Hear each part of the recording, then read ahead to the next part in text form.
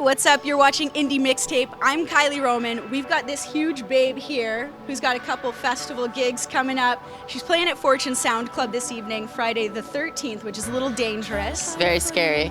Alexis Young, aka Youngblood. Can we go with that?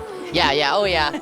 I think that's just naturally when people say when they hear Youngblood, it's like everyone just goes Youngblood, and I'm like, all right, we'll go with it. Throw up some gang signs, right? It's like the complete antithesis of my music, but I love it because I feel like invited into their culture. I like it. So, but I get where Young comes from, your last name. Yeah.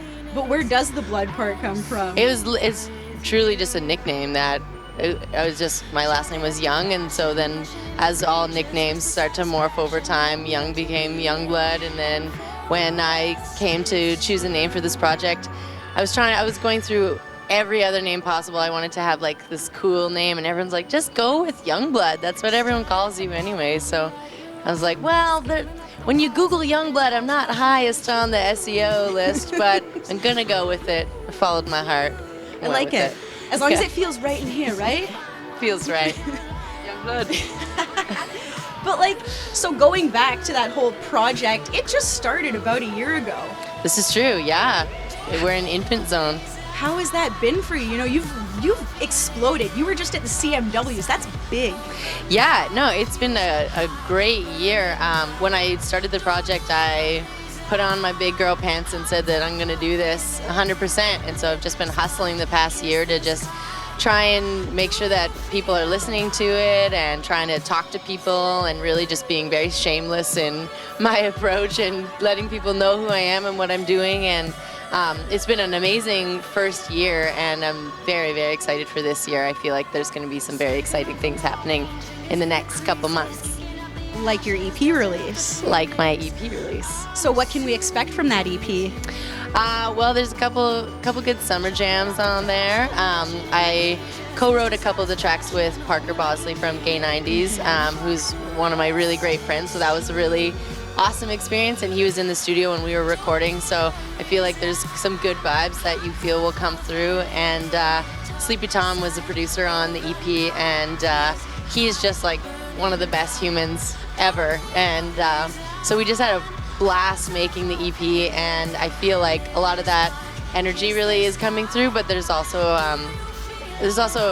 a bit of darkness and a bit of moodiness, which is just kind of like, you know, naturally will come out when you're a creative and an artist and are just trying to express yourself in whatever way you can.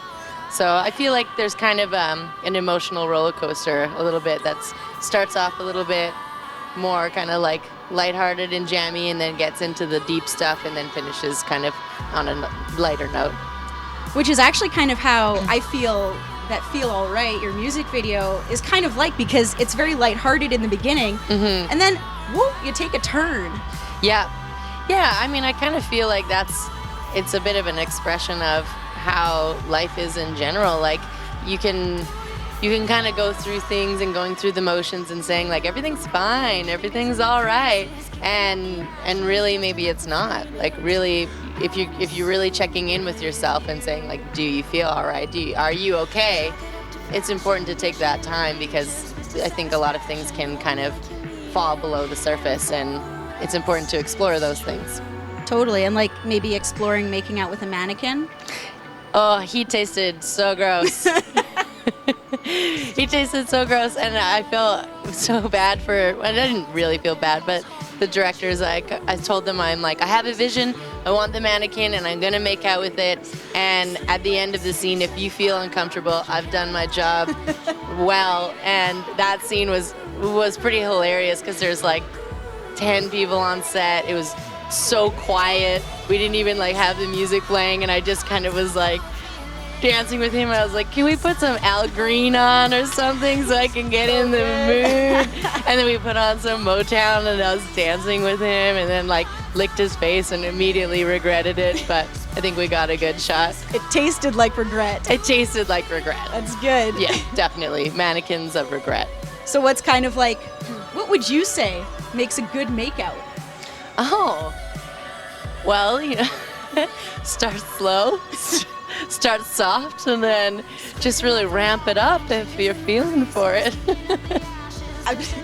All right, I'm gonna take that because I haven't had a lot of makeouts myself in my life, so I need to like know and practice. And like I was watching the video, maybe sort of practicing with my hands. I don't know if I want to admit that. Hand is good, knee is always good. Like crease of your elbow, anywhere, anywhere you can really find a flat surface will, work as a makeout partner. Can you hear this?